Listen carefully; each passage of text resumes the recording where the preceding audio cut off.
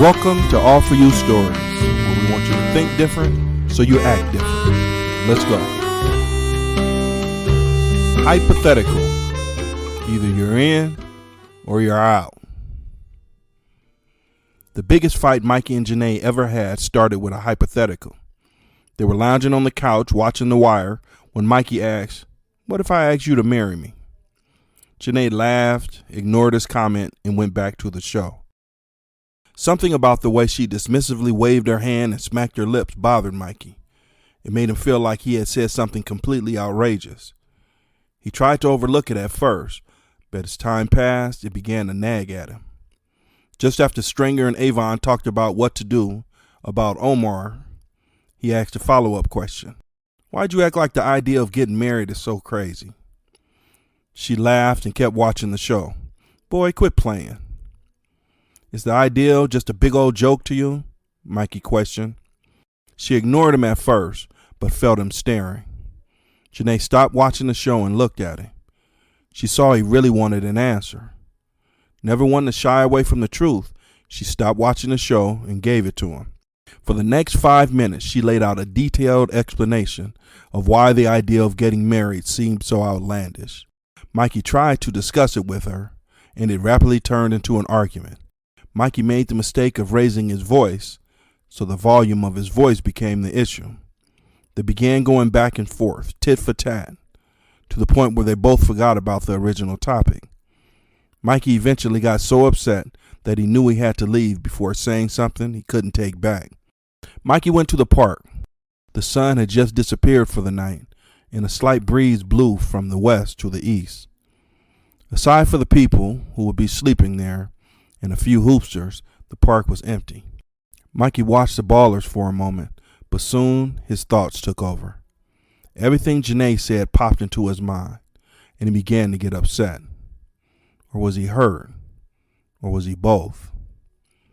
Sometimes the truth can hurt, and it's easier to hear a lie or nothing at all. Janae talking about his insecurity, lack of follow-through, and how he lived day to day with no plan, it both upset him and it hurt him. While Janae's voice rattled in his head, he started responding out loud.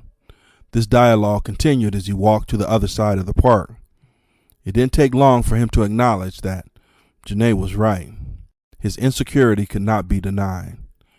Everything from the unfinished desk in the back room and his incomplete coursework at different junior colleges confirmed his lack of follow-through.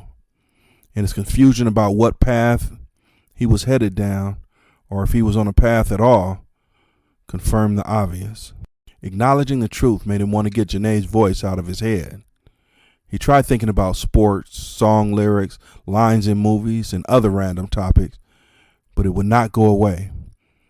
Her voice even began to preach, and he played her lectures about giving his life to God and letting God be in control instead of himself. For as long as she had been saying this, he had always brushed it off, but this time seemed different. For the first time, Mikey realized that although Janae loved him, their relationship had a limit. Thinking about their relationship brought Mikey to a realization. If he wanted their relationship to go to the next level, he would have to make some changes. He figured he could get away with not doing everything, but he would have to do something. If he prayed more, complained less about going to church, and made better decisions, that would probably be enough to satisfy her. Not only that, but God would probably be happier too. It seemed like the perfect compromise. For the first time in hours, Mikey felt settled. He did not have everything planned out, but at least he had some direction. It may not be the complete approach Janae wanted him to take, but it should be enough to make her happy. He was trying to put the words together to explain to her why these compromises should be enough when a bright light suddenly blinded him. Before he knew it, he was face down in the grass while a police officer rummaged through his pockets. They talked smack, handcuffed him, and put him in the back of the car. While there, Mikey worried about what the officers might do to him. He knew he did not have any warrants, but that didn't mean anything. There had been many a times when police had just jammed him up for no reason at all. From his brief interaction with the officers, they did not seem like the type, but then again, You never really know. Another car pulled up, and his sense of worry shot up to a 10. He watched the officers come together, and it temporarily relieved him when they started laughing. They began to joke around with no regard for him in the back of the police car. Their relaxed behavior made Mikey relax, and before long, his thoughts returned to Janae. Maybe getting jammed up by the police was a sign that his compromise was not the answer. No sooner had he come up with this compromise than he found himself in a bad situation again. As much as he hated to admit it, the answer might just be that he could not do this halfway. Janae had always said either you're in or you're out. And maybe she was right. The solution to all of this would not be to find a mix between his wants, Janae's wants, and what God wants. The way to go might be what the pastor talked about the last time Janae made him go to church.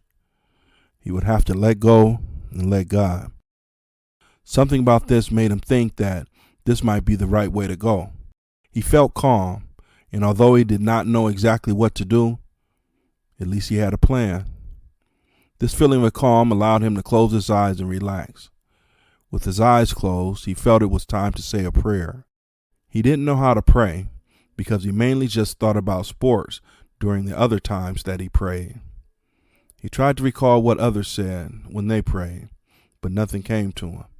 Eventually, he decided to just be honest and talk to God. God, I don't know what you want me to say, and I don't know what to do, but I'm going to try this out your way. He planned to continue, but one of the officers knocked on the window, opening the door. All right, things checked out. You can go now.